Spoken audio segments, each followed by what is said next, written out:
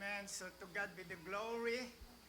At tayo ay naririto muli upang tayo ay makarinig ng salita ng Diyos. How many of us are already blessed? Na-bless na ba tayo?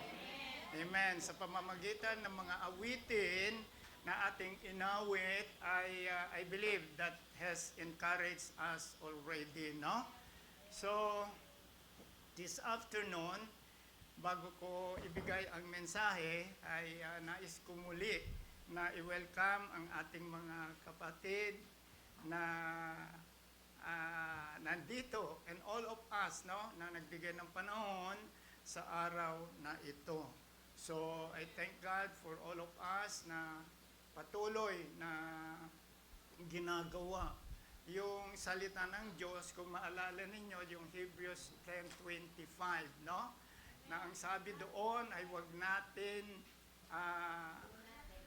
do not neglect gathering together, no?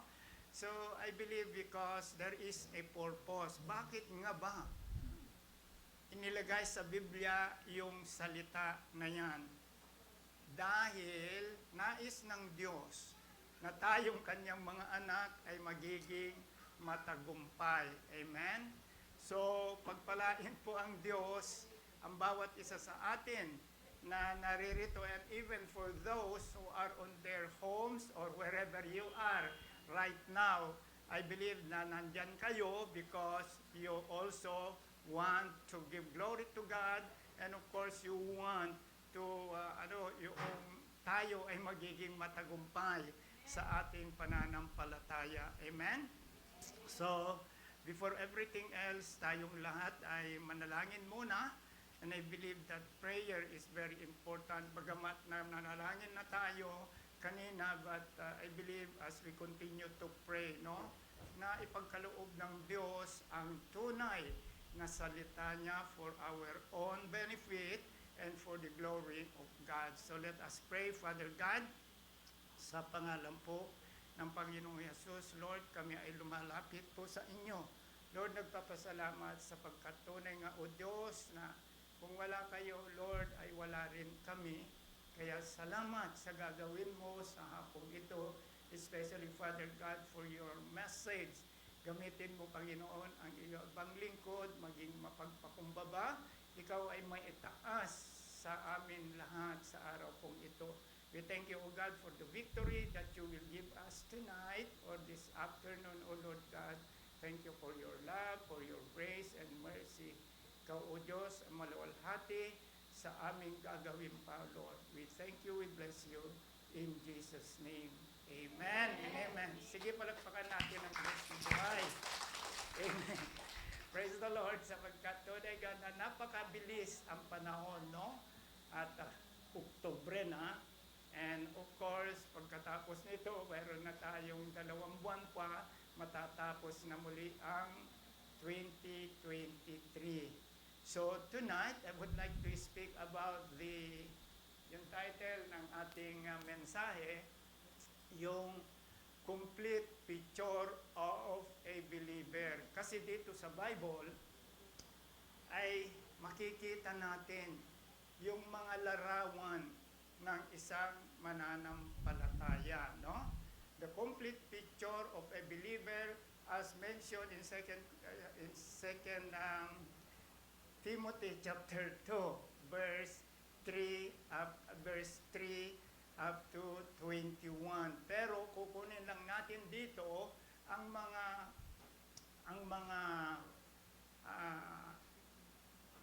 picture ng isang mananampalataya, no? At ito ay sinulat ni Pablo, na kung saan alam naman natin si Pablo ay siya ang sumulat ng almost in the New Testament, no? So, tignan natin yung 6 na larawan natin, no, sa ating buhay. Unang-una, the believer as a soldier, no? Tayong lahat, mga kapatid, ay isang sundalo ng Diyos. Amen. 2 Timothy chapter 2 verse 3, ang sabi dito, you therefore must endure hardship as a good soldier of Jesus Christ. You have to endure as a good soldier of Jesus Christ. So, isang larawan ng isang mananampalataya ay sundalo. Bakit? Bakit tayo ay isinilarawan na isang sundalo? Alam niyo ang isang sundalo? How many of us here have been in the military? Wala. But you know, the soldiers are really disciplined. Disiplinado sila. Sapagkat sila ay tinuruan na magiging disiplinado, and of course, they are obedient sa kanilang pinuno. So, nakita ko dito mga kapatid, na tayo rin bilang sundalo ng ating Panginoon ay dapat na magiging masunurin, disiplinado. Amen? Kaya sabihin natin sa ating sarili, ako ay disiplinado. Amen. Tandaan ninyo disiplinado tayo. Discipline sa gawain ng ating Panginoon.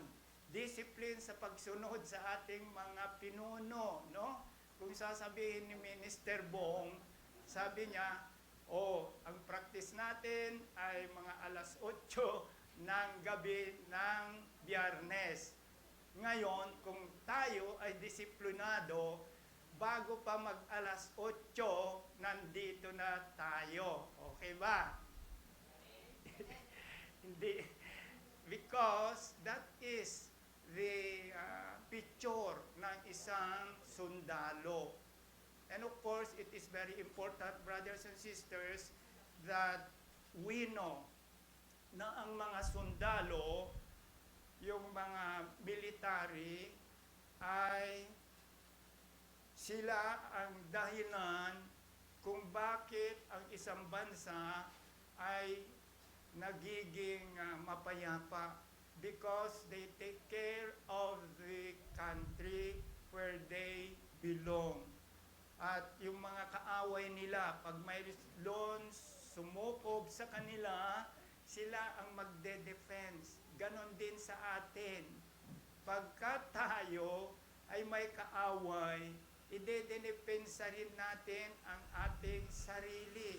Di ba meron din tayong kaaway? Sino yung kaaway natin? Ang Diablo. John 10:10, sabi niya, the enemy comes to steal, kill, and destroy. Kaya tayo, bilang mananampalataya ng Panginoon, pagka ang kalaban ang nagnanais na magnakaw, pumatay, at gumawa ng hindi tama sa ating mga buhay, we have to defend ourselves. Okay? So, iyon ang tungkulin ng isang sundalo ng Panginoon. He should be strong also, and of course, alam niya kung paano niya dedepensahan ang kanyang sarili, ang kanyang kasamahan, o ang kanyang mga kababayan. So, the believer as a soldier. Pangalawa, sapagkat titignan natin dito mga kapatid, ang 6 lang, no? So, pangalawa, the believer as an athlete. Alam niyo mga kapatid, tayo rin ay itinulad sa isang athlete o atleta. No, alam niyo yung mga athlete, they have to go on training. They have to follow instruction upang sa ganon ay makamtan nila yung mga korona na ipagkakaloob sa kanila. There are things that they have to follow, no? Mayroon silang sinusunod na mga patakaran, no? Upang sila mga kapatid ay magkaroon, makamtan nila yung mga regalo nila o mga crown na ating pong babanggatin dito for athletes, no? Kung meron tayong sinasabi na incorruptible crown, yung imperishable crown, yung everlasting crown. Ito mga kapatid ay para sa ating lahat. Kaya dito sa 1 Corinthians chapter 9, 24 and 25, sabi dito, do you not know that in a race all the runners run, but only one gets the prize? Sabi dito, run in such a way as to get the prize. Everyone who competes in the game goes into strict training. They do it to get a crown that will not last, but we do it to get a crown that will last forever. Alam ninyo mga kapatid, dito, literally, kung ikaw ay isang atleta at ikaw ay kasama sa mga games, you have to follow, as I've said, the instruction. Pero, yung mga ipagkakaloob sa atin dito ay may hangganan, no? Alam ba ninyo, pagka ikaw ay nanalo sa isang games o isang laro, meron kang matatanggap na crown, but these are perishable. Diba? Ito ay kinakalawang. Kung minsan, no? Kung sinong nanonood ng yung mga Miss ganyan, Miss Universe, Miss Philippines, Miss ano pa ba, yung mga kinukoronahan. But, you know what? Ang mga korona nila ay hindi nagtatagal. Pero, sabi dito, ang korona natin, it will last forever. Ngayon, mga kapatid, kung wala pa tayo nitong mga korona na ito, let us try, no? Kasi ang mga koronang ito, mga kapatid, iaalay natin sa ating Panginoon pagdating na tayo ay haharap sa Kanya. Okay, so that is the incorruptible crown. Paano natin magkukuha ito, no? How to get this crown? We have to be trained. Sabi nga dito, everyone who competes in the game goes into strict training. Kailangan pagsasanay. Kaya dito sinasanay na tayo dito sa lupa. Kaya meron tayong mga Bible studies, meron po tayong Sunday service, meron po tayong prayer meeting, and we are provided, no, ng mga bagay, ng mga dapat nating gawin upang sa ganun tayo ay matrain, no? Pero pag hindi tayo na-train sa ating buhay, pagdating ng mga sakuna, pagdating ng mga problema sa buhay, tayo ay nalulugmok, no? So, we have to be trained by reading the words, by hearing the words, by attending, yung nga sabi ko kanina, by attending the activities of the church. Kasi ito ay para sa atin lahat. So whoever stands here and speak the words of God, you have to be attentive, no? Attentive sa mga salita ng Diyos, sapagkat ito ay gagamitin natin sa panahon na tayo po ay dadaan sa mga problema sa buhay, sa mga bagyo sa buhay na darating, because dito sa mundong ito, lahat tayo, whether you are a leader, a pastor, or a teacher, or ministry head, lahat apektado. Amen? So we have to be prepared to face those things in life. Kaya nabanggit nga ni Minister Bong tungkol sa Matthew chapter 6:33, no? Nang sabi doon, we have to seek first the kingdom of God and His righteousness. And all, sabi dito, all the things we need will be given to us. Amen? So it is very important, mga kapatid, na bigyan natin ng pangunahin ang ating Panginoong Heso Kristo. Amen?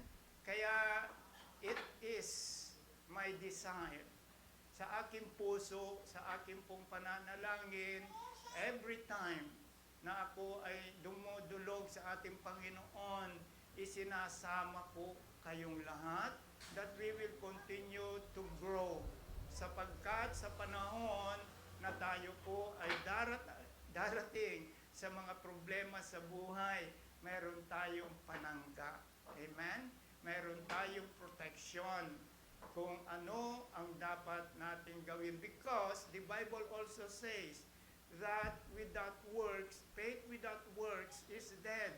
Mayroon din tayong dapat gawin. Amen? Hindi natin iaalay sa ating Panginoon lahat because God has given us the ability.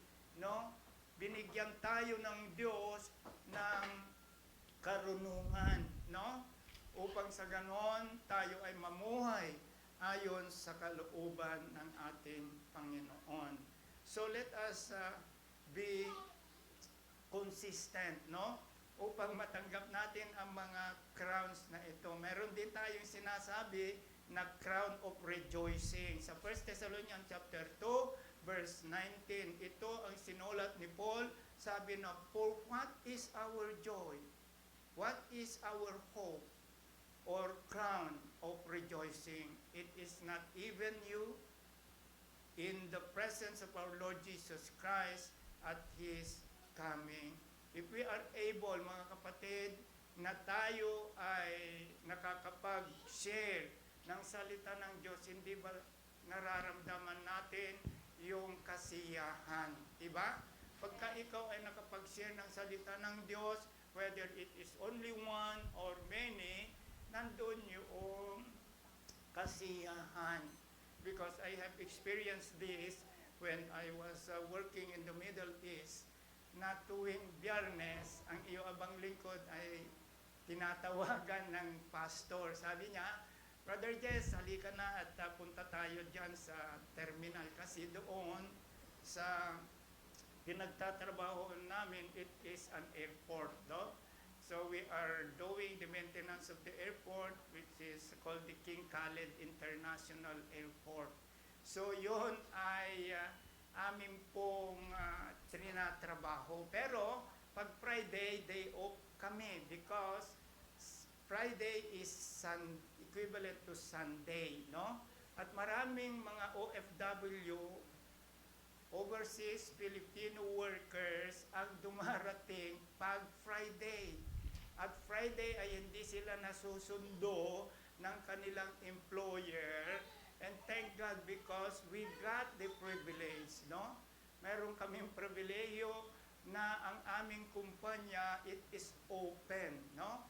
Open sa mga pagkain, open sa lahat. So we can ask help from them na nagdadala po tayo ng mga pagkain because our OFW, hindi sila masusundo sa araw ng Biyernes. So, ang iyong abang lingkod, kami ay nagpupunta ron and it is a way, no? Na ang iyong abang lingkod ay nasisiyahan na makapag-share ng salita ng Diyos, and that was our training, no? Na i-share ang salita ng Diyos doon sa ating mga kababayan.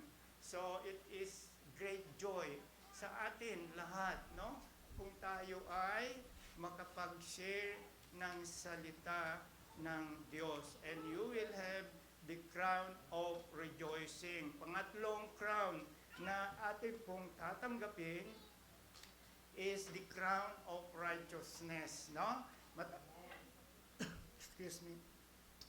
Matatagpuan ito sa 2 Timothy chapter 4 verse 8. Sabi dito, finally there is laid up for me, sabi ni Paul, the crown of righteousness which the Lord, the righteous judge, will give to me on that day, and not to me only, but also to all who love His appearing. Kung mahal natin na bibigyan tayo ng kasiyahan na makita ang ating Panginoon, ito ay meron tayong crown of righteousness. Amen? Lahat naman tayo, I believe, love the Lord, mahal natin ang Panginoon, at ito ay ipagkakaloob, no, sa atin. Kung tayo po ay mahal natin ang ating Panginoon. Okay, so number 4, there is this one, the very important na crown na ipagkakaloob sa atin, crown of life, no? Kuruna ng buhay. Lahat tayo mga kapatid ay meron ito. Especially ang sinabi sa James chapter 1 verse 12, blessed is the man that endureth temptation, for when he is tried, he shall receive the crown of life. No? Kaya blessed daw tayo kung tayo ay nakakapag-endure sa mga temptation. Kasi maraming temptation na nangyayari sa buhay ng isang Kristiyano. Tinetempt tayo na paglinggo ay hindi pumunta sa gawain ng ating Panginoon. Pero ito ay nagbibigay sa atin na tayo ay magkakaroon ng kuruna ng buhay. So there is also a condition, no? Ang condition dito for this crown is, sabi nga dito, be thou faithful, no? Kailangan tayo ay magiging faithful sa gawain ng Panginoon, faithful sa ating Diyos na buhay, faithful sa ating mga tungkulin, sa ating gawain. Amen? So, makita natin dito mga kapatid that even, sabi nga, we have to endure temptation. Amen? At alam ko na alam ninyo yung istorya ni Joseph. Doon sa Old Testament, si Joseph, mga kapatid, ay in-endure niya ang temptation na ginagawa ng kanyang amo na babae. But he was able, no, to overcome this temptation. At makita natin na siya ay nagiging second in command ng Pharaoh noong siya po ay nagiging matatag sa kanyang pananampalataya sa ating Panginoon. So, let us endure temptation at tignan natin na kung magagawa natin ito mga kapatid, ay mararanasan natin ang maraming pagpapala ng Diyos. Amen? So, punta na tayo doon sa pangatlong picture ng isang mananampalataya. The believer, number 3, the believer as a farmer, no? Sino po dito ang nakaranas na magiging farmer? Salamat sa ating Panginoon. Si Kuya Ver, I believe na nakaranas siya at nakita natin because of the farmers, mayroon tayong mga pagkain. Kaya mayroon tayong mga bigas, mayroon tayong mga gulay, prutas, lahat ng pagkain dahil sa kanila. Kaya wag nating maliliitin ang mga farmer. Bakit? Bakit? Ngayon ang question, bakit tayo ay hinalintulad sa isang farmer? Alam ba natin? Sapagkat tayo rin ay nagtatanim ng salita ng Diyos sa mga kakilala natin. Okay?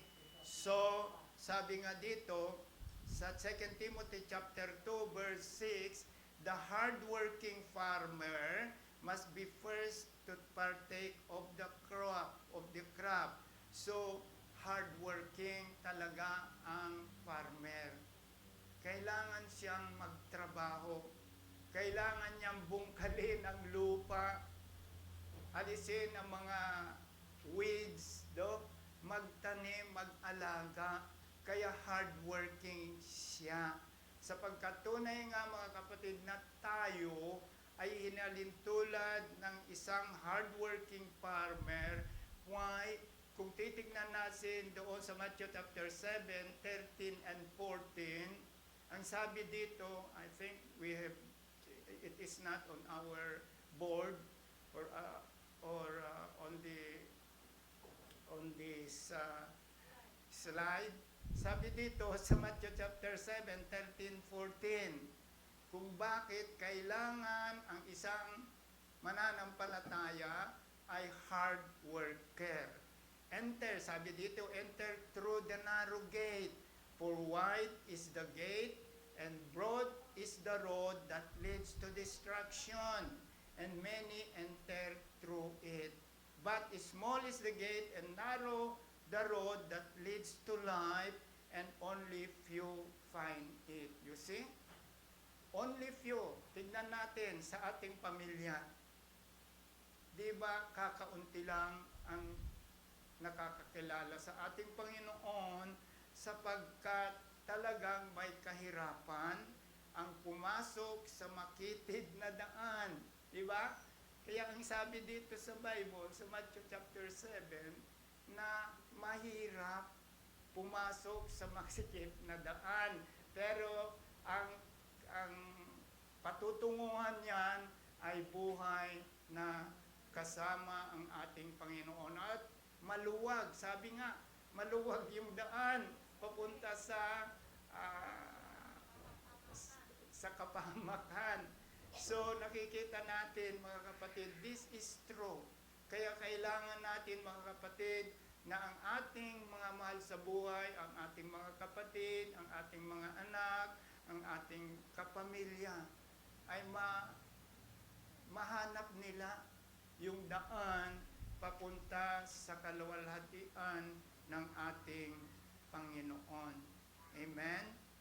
So, kung titignan natin sa ating mga buhay, anuman ang ministry na ipinagkaloob sa inyo dito sa atin, UJCM, mayroon din kahirapan minsan, mayroon din, because we have to do the ministry na mayroon yung tatawagin natin na dapat konsiderahin sa ating mga buhay. Kaya mahalaga mga kapatid na tayo po ay makapasok sa kaharian ng Diyos. And of course, pang-apat, the believer as a worker. Tayong lahat, ay worker ng Panginoon. 2 Timothy chapter 2, verse 15, be diligent, sabi ni Paul kay Timothy at sa ating lahat. 2 Timothy chapter 2, 15, be diligent to present yourself approved unto God, a workman, sabi dito natin kinuha, workman who does not need to be ashamed, rightly dividing the word of truth. Sa Tagalog, sabi niya, sikapin mong maging kalugod-lugod sa Diyos. Amen? Sikapin natin na tayo ay magiging kalugod-lugod sa ating Panginoon. Isang manggagawa, walang dapat ikahiya at tama ang paggamit sa salita ng katotohanan. Mga kakatid, paano natin ma-please ang Panginoon? Of course, kailangan natin ang makilala ng lubusan ang ating Panginoon. Amen? So, be obedient to Him. At sabi nga dito sa Philippians chapter 3 verse 10, I want to know Christ and the power of His resurrection. Sabi ni Paul, makilala ko pa ang ating Panginoon and the power of His resurrection at ang Kanyang pagkabuhay na muli. Kilala ba natin ang Panginoon? Amen. Of course, lahat tayo, nais natin na makilala ng lubusan ang ating Panginoon na Siya po ang naglalang sa atin, Siya po ay hinahanap tayo. Amen. Hinahanap tayo.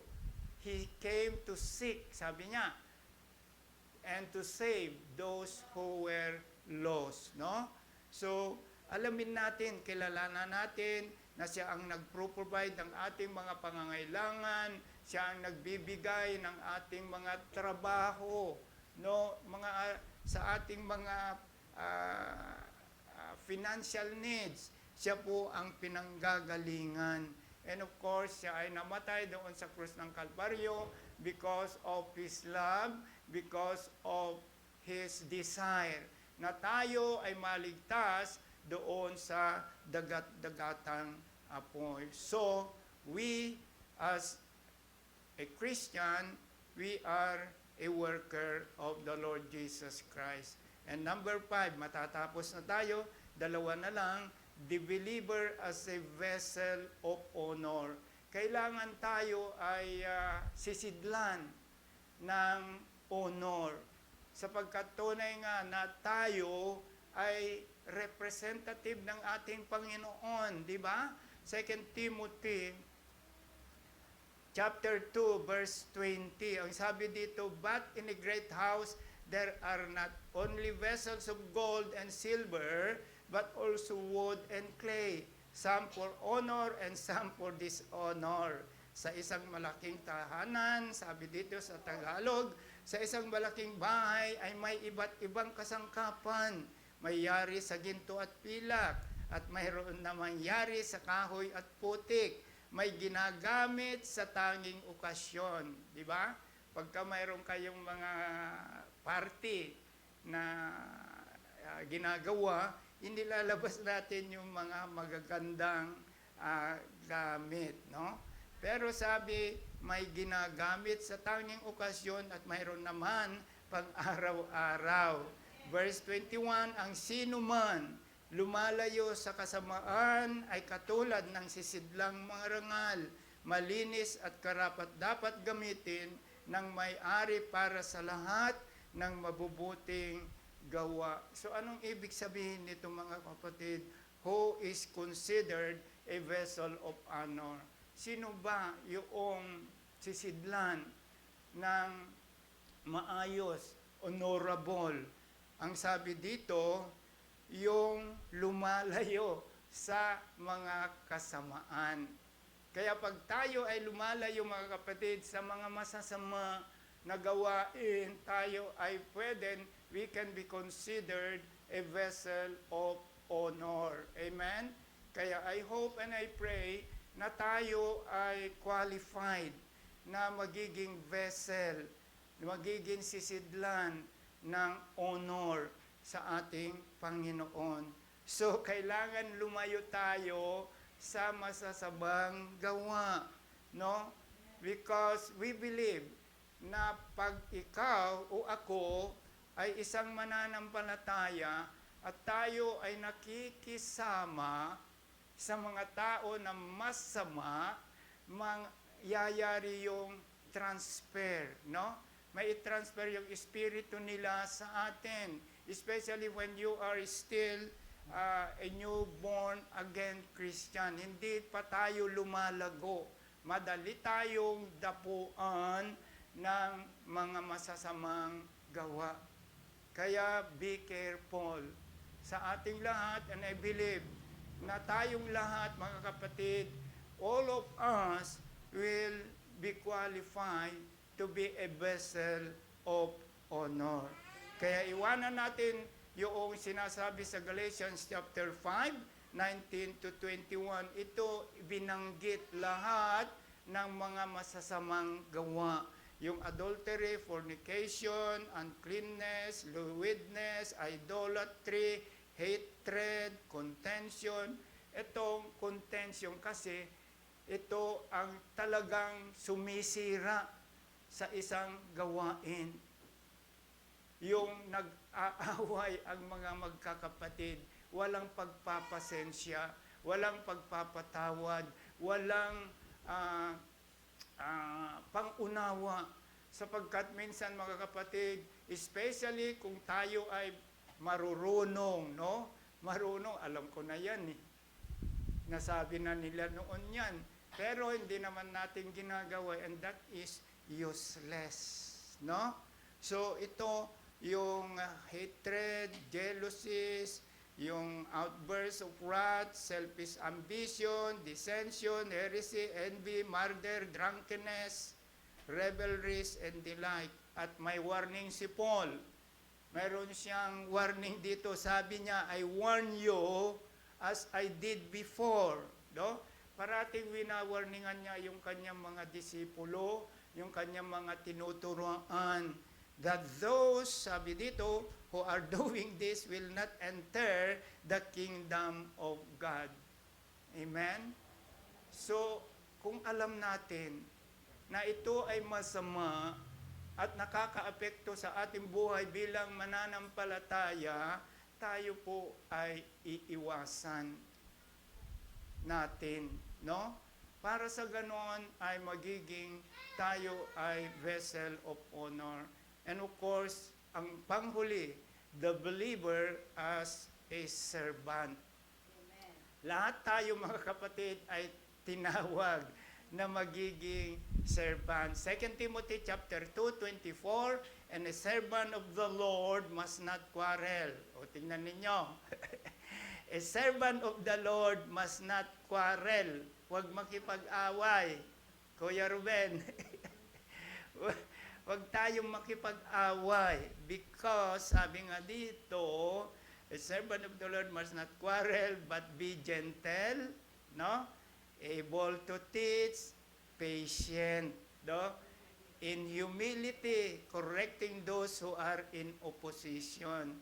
Kaya kung mayroon nag-uupo sa atin, ako, sa aking sarili, no? Kung may nag-uupo sa akin, hayaan mo na yung sinasabi niya, especially kung yung tao na yon ay makita mo na parang pilosopo. Huwag ka nang makipag-converse sa kanila because this will only magkakaroon ng hindi magandang pag-uusap. So makita natin dito na ang servant ay mahinahon niyang itinutuwid, no? Ang mga sumasalungot sa kanya. So in this verse 24 and 25, mayroon 4 characters of a believer as a servant. Unang-una, inuulit ko, not quarrelsome, kind, able to teach, and humility. Alam ninyo mga kapatid, pag mayroon humility ang isang tao, there is a blessing. Pag tayo ay magiging mapagpakumbaba, there is a blessing. Why? Proverbs 22 verse 4. Ang sabi dito, humility and fear of the Lord brings wealth.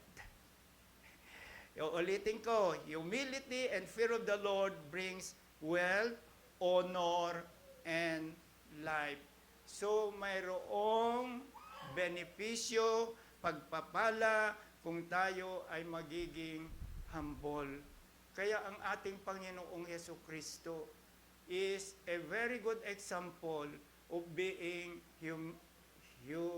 humble, no? Siya ang halimbawa natin sapagkat tunay nga na sa panahon na siya ay hinuuga, yung nililitis, hindi man lang siya sumagot, no? Hindi siya sumagot sa mga ipinararatang sa kanya. At sa panahon na siya po ay nandun na sa krus ng Kalbaryo, ano ang sabi niya? Lord, forgive them, for they do not know what they are doing. Amen? So tayong lahat, mga kapatid, ay mayroon din nagagawa na hindi maayos. Kaya sabi ng Panginoon, thank you so much. Sabi natin sa ating Panginoon, dapat na tayo ay mapatatawarin niya. Amen? So, this afternoon, no? Tandaan natin mga kapatid, ang ating pagkakaisa. Because this is very important sa buhay ng isang mananampalataya, sa buhay sa pamilya, dapat tayo sa pamilya ay magkaisa. Magkaisa rin tayo sa ating pong ministry, no? Pagkakaisa na magiging isang sundalo na disiplinado at sumusunod sa ating Panginoon, maging pagkakaisa sa magiging isang atleta na train upang makantan ang mga korona at pagkakaisa na magiging katulad ng isang magsasaka, masipag at nag-aalaga, maging isang worker at manggagawa sa ubasan ng Panginoon, magkaisa sa magiging vessel of honor, and of course, magkaisa tayo sa pagiging lingkod ng ating Panginoon. Amen? Father God, salamat. Tunay nga, O God, na napakabuti nyo sa buhay ng bawat isa sa amin na bagamat minsan, Lord, kami ay hindi nakakasunod sa iyo, ngunit minahal mo kami. Pinagbigyan, Panginoon, ng mga pagkakataon na ikaw ay makilala namin, na bagamat, O God, mayroon pong kahirapan, sapagkat ang sabi ninyo, Lord, that ang daan papunta sa iyong kalawalhatian ay masikip at mahirap. Ngunit alam namin lahat na mayroon kang gagawin sa buhay naming lahat. We thank you once again for all what you have done today, and we know, Lord God, that as we end this service, Lord, you will be with us as we finish, Lord. We thank you even as we pray also, O God, for the birthday celebrants and also, O God, for all the needs of your people. We thank you, we bless you. In Jesus' name, amen and amen. Praise the Lord.